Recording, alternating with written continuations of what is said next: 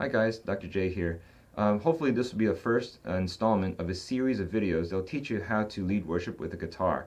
We'll first begin with learning the chords, and then we'll learn how to strum. Then we'll do some advanced syncopated strumming techniques, and then we're going to sing a song for yourself. After that, we'll learn how to lead a group, lead a team, and then from there we'll learn about how to lead a congregation. And as we go through all these steps, hopefully, we'll grow together and learn how to do this. All right, so without further ado, we're going to just get started. I think the first place to go is to learn how to play a G chord. For those of you who are total beginners, let's begin with understanding what the guitar is and what these terms are. Okay, so what you're looking at here, this black thing is called a fretboard, and these metal lines here are called the frets. Okay, these are frets. And most acoustic guitars will have something like 20 frets or so, or 18 or 22. Doesn't matter how many you have, they're all kind of made this very similar way. What's important to know is they're numbered. So this is fret 1, 2nd fret, 3rd fret, 4th, 5th, 6th, 7th, and so on. And it's important to know that 12 frets make an octave. Let's go what an octave sounds like. On this note is an E string. An open E string is like this, and if we count the frets 1, 2, 3, 4, 5, 6, 7, 8, 9, 10, 11, 12, on the 12th fret should give you an octave. Okay, so that's an octave, and from there, that's true for all of the strings. Okay, so that's where the octave is, and from there begins a whole series of notes. We won't go there till later. We'll just begin at the bottom of the strings here, and we'll just go through what the strings are. Okay. In my mind, although this string is the highest one in terms of it being up or down, I always consider this string to be the lowest string because it's the lowest sounding register. It's the E string, and then the next lowest string is the A string. And then followed that by the D, and then the G, B, and then the high E string. Okay, so although it's a little confusing in the beginning to say low and high, and this is actually low, and this is actually high, I always think of it in terms of the register on the pitch, and not so much where it is on the guitar, just to clear that up. And then before we actually start playing, we have to kind of get used to learning how to tune the guitar. So you need to have a tuner, like one of these things here. So you attach it to the headstock. This thing is called the headstock, and these are the tuning machines, what they're called. Okay, you turn it on, and it's important that when you tune the guitar, you're only playing one string at a time. Most of these tuners can only hear one note at a time. So you play it, and the best way to do it is to pick it with your pick about once a second, and that's the best way that the thing can hear it. And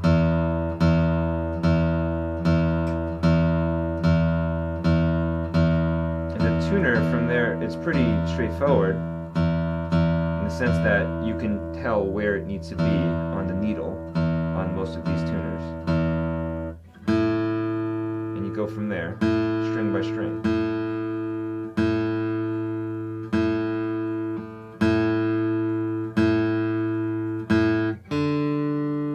And so on and so forth.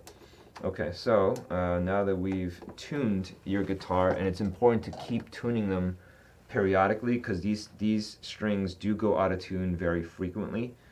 Just a little bit off will set off the sound and it won't really sound very nice. So it's important to tune first before you actually start playing, and that's true for every time you pick up the guitar. Okay, variations in temperature, humidity, and yada yada, all kinds of other nonsensical things can make the guitar go out of tune. So it's best to just tune it every time you go. Once you've done so, then we'll learn the chords. So we'll begin with the G chord. I think this is the easiest chord system to work with, and we'll start there. So the G chord starts with the middle finger on the low E string at the 3rd fret. There's the G note right there. And then the next one is your index finger goes on the A string at the 2nd fret. 1, 2. Okay? And then these strings, this one, are open. That means there's no finger on it. And then your 4th and your 5th, your ring finger and your pinky finger go on these two strings here, the 3rd fret, the B string and the high E string. Okay.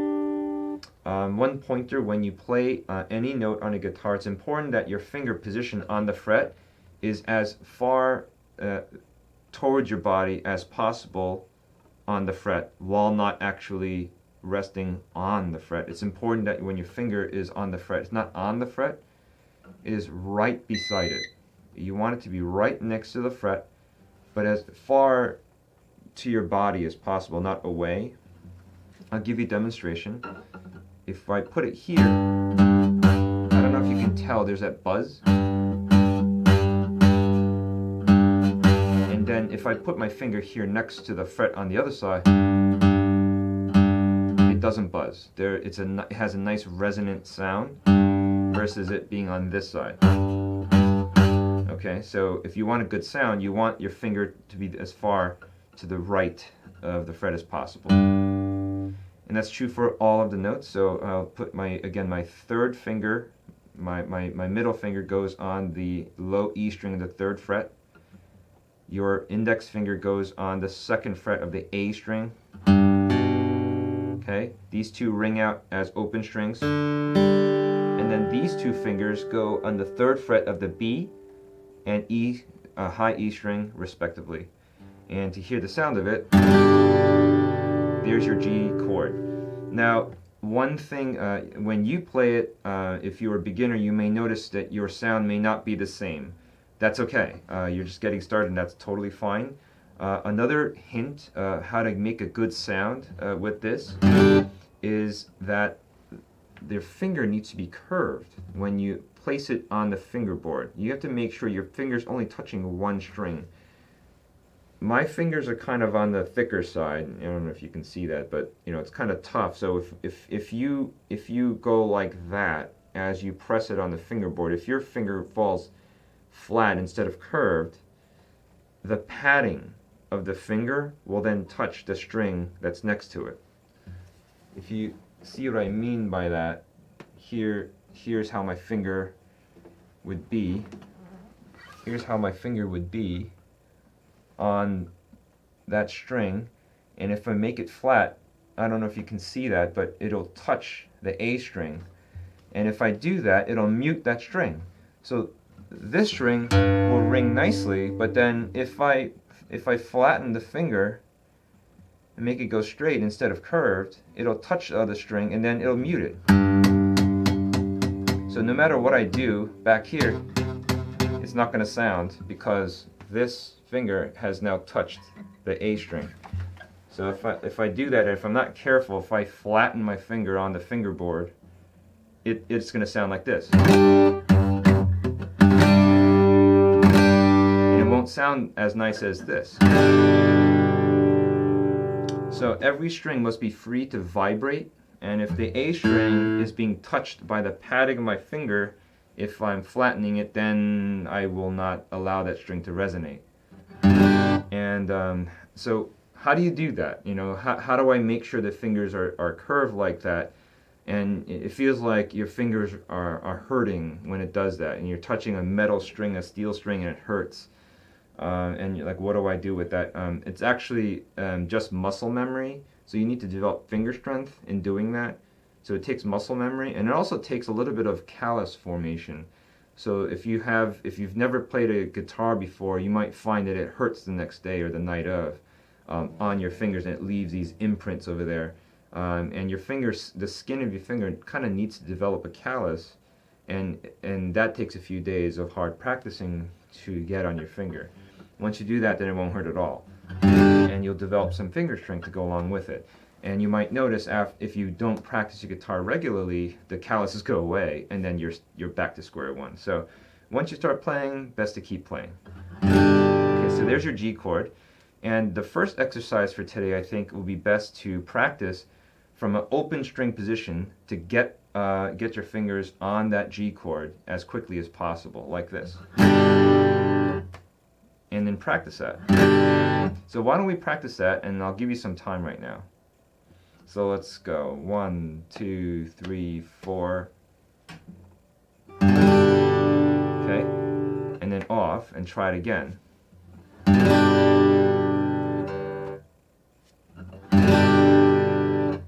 Let's try it 10 more times. 1, 2, 3, 4, 5, 6,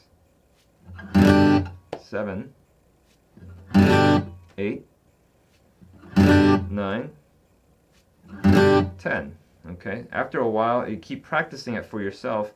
You kind of need to get that muscle memory and get those fingers in position as quick as possible, because you don't want to fumble with finding the chords, especially when you're leading worship, right? You want to get right there to the chord and make it sound right. So these tricks are very important to get to. So just get your finger right there. Okay, so we're going to learn the next chord, and the next chord is the C chord. The C chord is actually very easy to learn once you've learned the G chord, because all it involves is actually moving these two fingers down a string.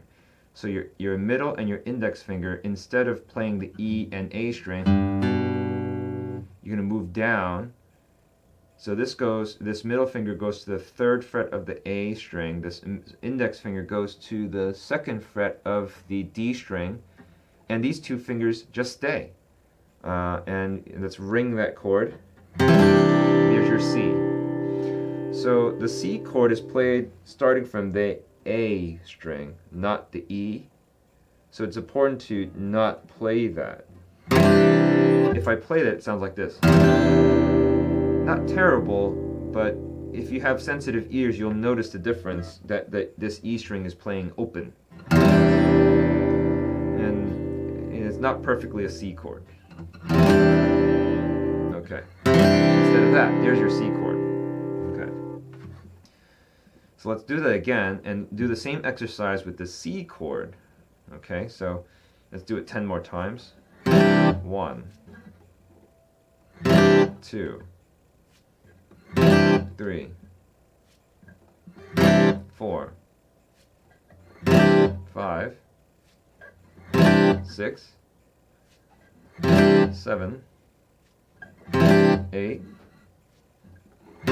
9, 10. All right. So from there, the next exercise is to switch quickly between G and C. So the chord position is actually kind of nicely done like that. You can just go like that. What I mean is you can go quickly. Okay. For the beginners, it'd be best to do this a little slower. So let's start with the G. Okay. And then these two go down a string. And go back.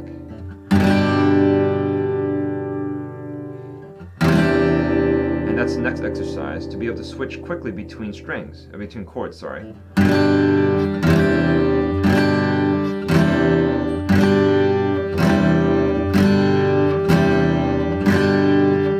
Okay, and let's see how fast you can go.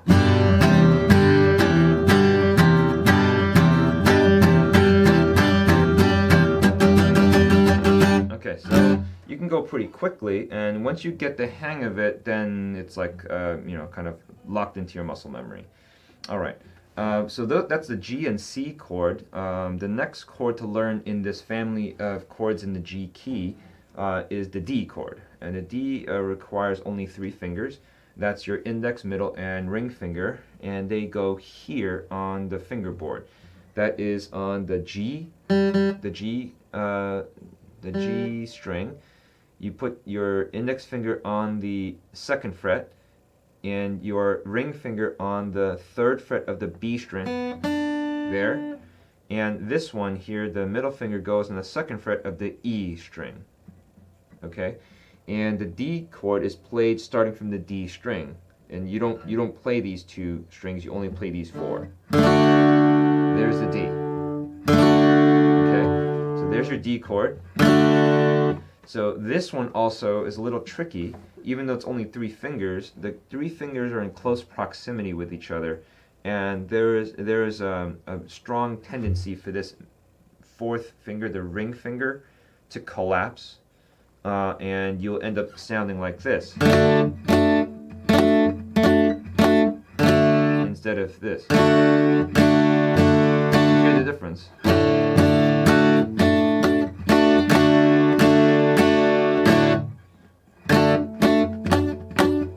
Get that sound, right? That's a very common thing, and again, it's because the 4th finger is the weakest finger of the human hand, so you kind of have to practice laying it down in a curved manner so that the finger is straight down perpendicularly to the fingerboard. Especially important here in the D chord, so you want to kind of do some gymnastics with your hand to make sure that it is in the proper position. Okay, so again, this 4th finger, the ring finger, needs to be as straight down as possible by curving the knuckles of the finger to get it straight down on that B string. Okay, but it's important to get that exercise in. So you want to do that from an open position, and you want to do this exercise and put it on for 10 times. 1, 2, 3, 4, 5, 6, 7, 8, 9, 10. All right. Do it at your own speed and your own pace, and you want to get to the point where you can keep up with me at that, and then if you can do that, then you should be ready to start playing songs. Okay, and the last chord in this family of chords is the E minor chord, which is the easiest one here, I think. It involves playing with your middle and your ring finger. Your middle finger goes on the 2nd fret of the A string, and your 4th finger, or the ring finger, goes on the 2nd fret of the D string. And that's it. Only these 2 fingers are down. The strumming hand strums all 6 notes. And that's E minor right there. There's a couple different ways you can do it this way with your index finger, but I prefer against it. You want the option, I'd rather do ring and middle finger, because you want the option to convert this chord to an E major chord. That kind of thing. You want your index finger to be free to play it. So I prefer this chord form, the middle and ring finger on the 2nd frets here. E minor. And do the same practice there. I'm not going to bore you with it, but you have to practice getting your hand up there, okay? So we've learned 4 chords today. That's the G, the C, the D, and E minor. And from there, you should be able to play a whole lot of songs, actually. For example, I think a good one here is This Is Amazing Grace by Phil Wickham.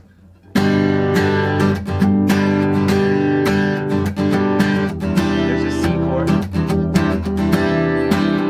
E minor, D, C.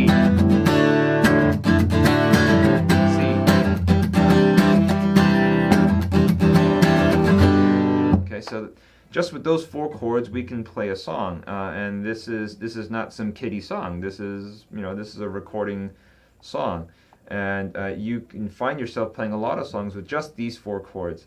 And with that, I think this lesson is over, and I'll see you next time.